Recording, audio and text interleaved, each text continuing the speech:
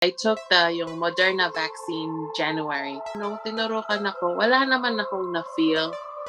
Pero that night, nagsimula na siya ng sore.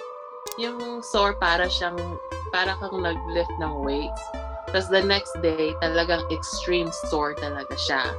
So, kailangan minumove mo yung arm niya. And then, the more you move your arm, nawawala naman yung soreness.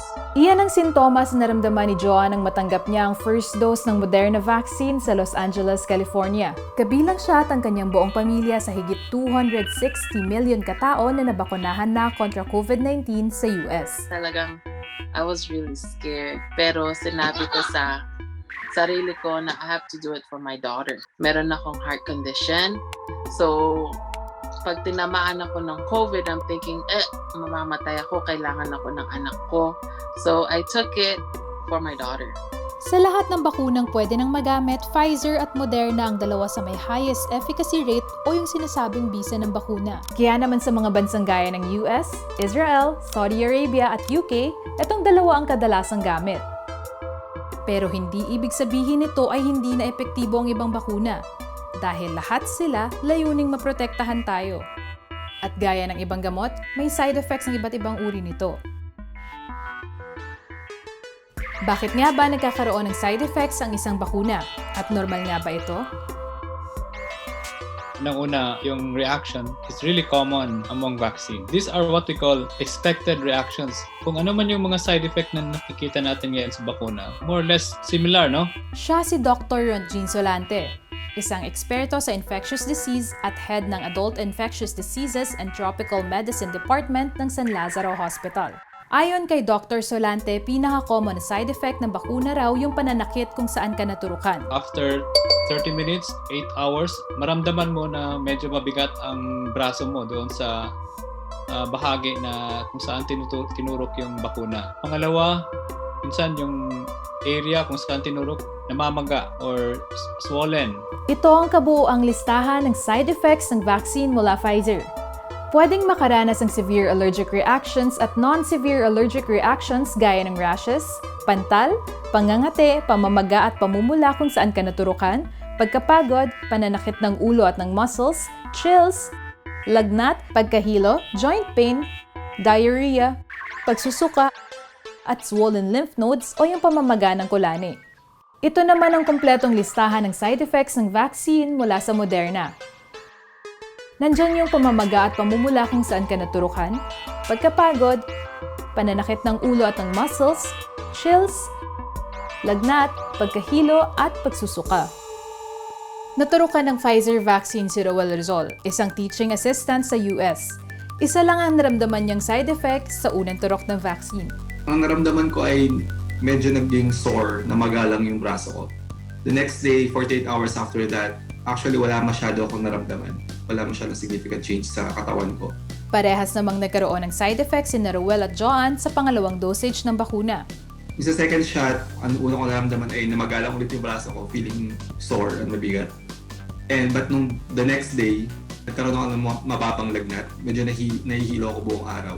Medyo nahirapan ako magtrabaho, nahirapan ako mag-concentrate. Nagkaroon ako ng mild headache, lalo na kapag nakatayo for prolonged periods of time. Kinabukasan, after ko uminom ng ibuprofen para pababain yung lagnat ko nung gabi, wala na ako naramdaman na symptoms. Si Joan naman, nagkaroon ng matinding headache. Ang second vaccine, nagkaroon ako talagang pounding headache. Masakit na hindi lang umaalis yung sakit ng ulo, miski inuman mo ng gamot. Pero wala naman akong chills, hindi ako nilagnat, walang body ache. Talagang yung extreme headache lang. Pero the next day, wala na siya. Para ng normal, except yung soreness ng arm. Systemic reactions ang tawag sa side effect na naramdaman ni Joan at Roel ayon kay Dr. Solante. Ito yung side effects na nararamdaman within 48 hours ng pagpapabakuna. Pag binabakunahan ka, sumasakit ang bakuna doon sa area na kung saan ka nabakunahan, namumula, because that's already the start of the vaccine interacting yung cells natin sa katawan. And these cells, we call this inflammatory cells. These are also the cells that will carry this antigen to the area para ma-stimulate ang immune response natin. So, these are normal occurrence ng mga binabakunahan. Some vaccines, after the second dose, after the first dose, mas mag-modulate ang reaction. But some vaccines, mas mababa ang reaction. So, it's variable. So, ibig sabihin, it's unpredictable. The most urgent and most life-threatening reaction usually occur within 30 minutes. If there are other life-threatening, rarely they will occur after 30 minutes. Sa US, mahigit 130 milyon na ang nabakunahan gamit ang Pfizer. Higit 100 milyon naman ang nabakunahan dito gamit ang Moderna. Pero ayon kay Dr. Solante, mas mabuti nang magpabakuna ng kahit anong brand o kahit mababa ang efficacy rate ng bakuna kaysa walang proteksyon.